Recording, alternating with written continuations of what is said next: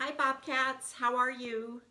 I'm excited to start reading you a read aloud, but before I start, I just want you to know the books that you checked out before our spring break are not overdue, okay?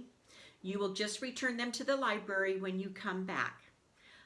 For you fourth graders, once I find out how and when you can return the books, I will get back to you and let you know how we're going to do that once I find out. I just don't want any of you to panic about returning your books so late. Not to worry, please. Okay? All right. The first read aloud is titled Wolf.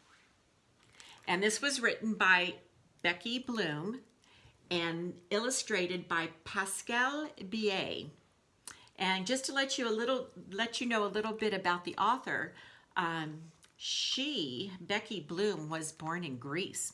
That's like way across the other half of the world. And the illustrator, Pascal Billet, was actually born in France. And he still lives in France, in Paris. And anyway, let's get started. Okay.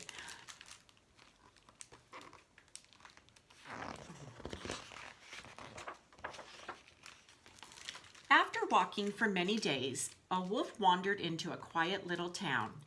He was tired and hungry, his feet ached, and he had only a little money that he kept for emergencies. Then he remembered. There's a farm outside this village, he thought. I'll find some food there.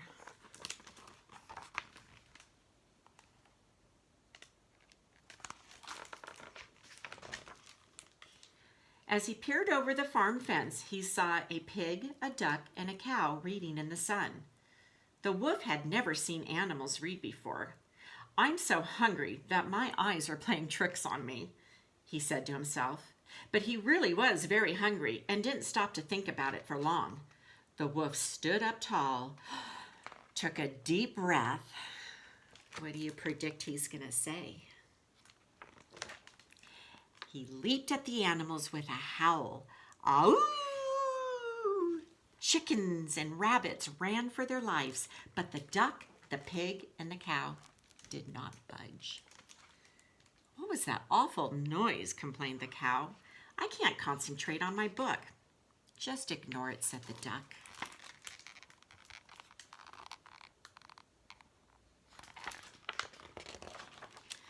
The wolf did not like to be ignored.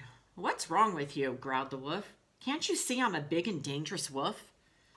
I'm sure you are, replied the pig, but couldn't you be big and dangerous somewhere else?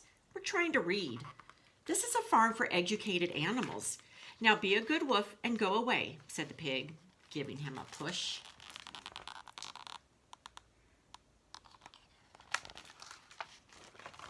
The wolf had never been treated like this before. Educated animals. Educated animals, the wolf repeated to himself. This is something new. Well then, I'll learn how to read too. And off he went to school. The children found it strange to have a wolf in their class, but since he didn't try to eat anyone, they soon got used to him. The wolf was serious and hardworking, and after much effort, he learned to read and write. Soon he became the best in the class.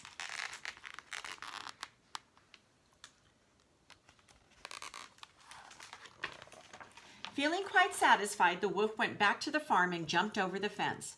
I'll show them, he thought. He opened his book and began to read. Run, wolf, run. See, wolf, run. You've got a long way to go, said the duck, without even bothering to look up. And the pig, the duck, and the cow went on reading their own books, not the least impressed.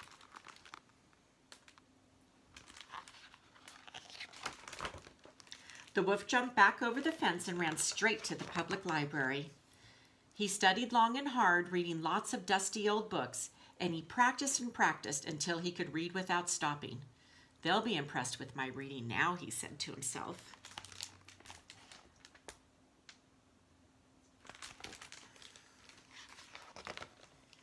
The wolf walked up to the farm gate and knocked. He opened the Three Little Pigs and began to read. Once upon a time, there were 3 little pigs. One day, their mother called the man, told them, Stop that racket, interrupted the duck. You have improved, remarked the pig, but you still need to work on your style. The wolf tucked his tail between his legs and slunk away.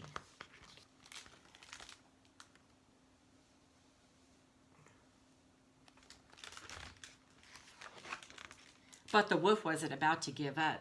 He counted the little money he had left, went to the bookstore, and bought a splendid new storybook. His first very own book. He was going to read it day and night, every letter and every line. He could read so well that the farm animals would admire him. Take a look at how happy that wolf is, standing in line to buy his very first book. Do you remember doing that? Like doing that at the book fair at Taylor Hicks in the library? I remember seeing a lot of happy faces buying books. Ding dong, rang the wolf at the farm gate. He lay down on the grass, made himself comfortable, took out his new book, and began to read. He read with confidence and passion, and the pig, the cow, and the duck all listened and said not one word. Each time he finished a story, the pig, the duck, and the cow asked if he would please read them another.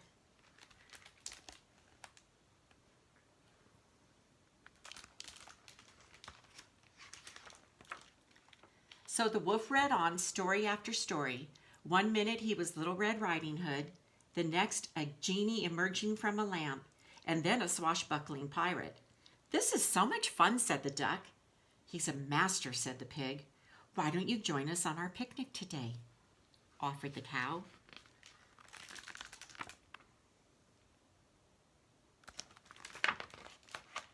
And so they all had a picnic, the pig, the duck, the cow, and the wolf.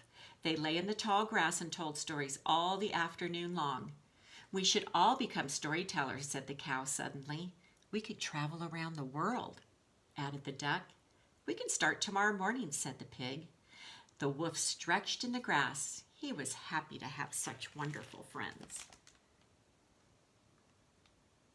Well, that's a great story, isn't it? It just goes to show that if you practice and practice and practice reading, the better you get at it and the more knowledge you get in your head. And the more you know, the more places you'll go. All right, boys and girls, I hope you liked that. Can you give me a thumbs up if you liked it or a thumbs down? I liked it. I'm going to give it a thumbs up. All right, until tomorrow, enjoy the rest of your day. Maybe get out there after you're done with your schoolwork and get some fresh air, okay? Go for a little walk. And until then, I'll see ya. Bye.